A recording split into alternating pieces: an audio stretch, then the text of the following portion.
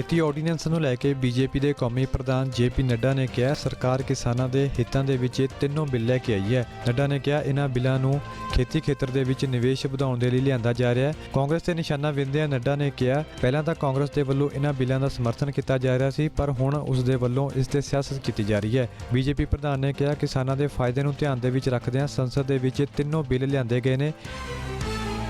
और आज दुनिया को गुमराह करते हैं, झूठ बोलते हैं। ये कांग्रेस की पॉलिटिक्स है, ये हमको समझना चाहिए। और मैं ये बड़े स्पष्ट शब्दों में कहूंगा कि प्रधानमंत्री मोदी जी किसानों के प्रति समर्पित हैं। ये तीनों ही बिल किसानों को नई आजाद हवा देने का काम कर रहे हैं। इसके बाद किसान को आजादी होगी। आप बताइए आज की स्थिति क्या है कि ये 150 गांव हैं, इसी अनाज मंडी में जा सकते हैं, इसके बाहर जा नहीं सकते।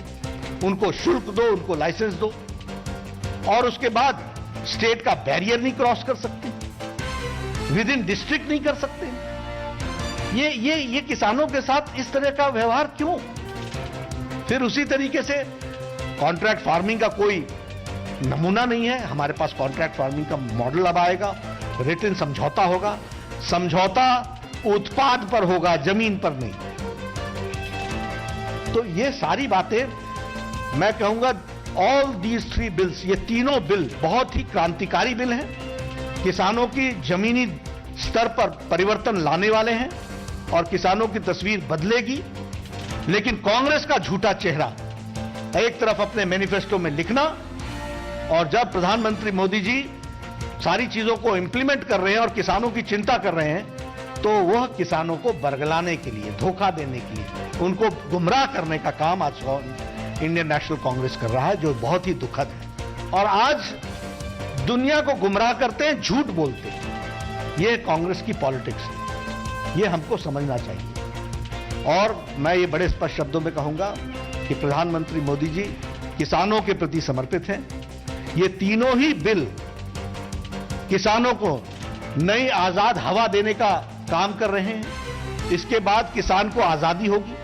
आप बताइए आज की स्थिति क्या है कि ये 150 गांव हैं, इसी अनाज मंडी में जा सकते हैं, इसके बाहर जा नहीं सकते। उनको शुल्क दो, उनको लाइसेंस दो और उसके बाद स्टेट का बैरियर नहीं क्रॉस कर सकते, विद इन डिस्ट्रिक्ट नहीं कर सकते।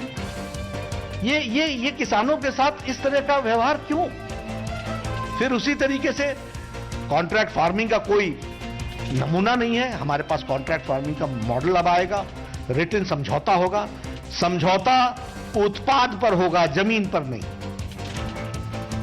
तो ये सारी बातें मैं कहूंगा ऑल दीज थ्री बिल्स, ये तीनों बिल बहुत ही क्रांतिकारी बिल हैं। किसानों की जमीनी स्तर पर परिवर्तन लाने वाले हैं और किसानों की तस्वीर बदलेगी।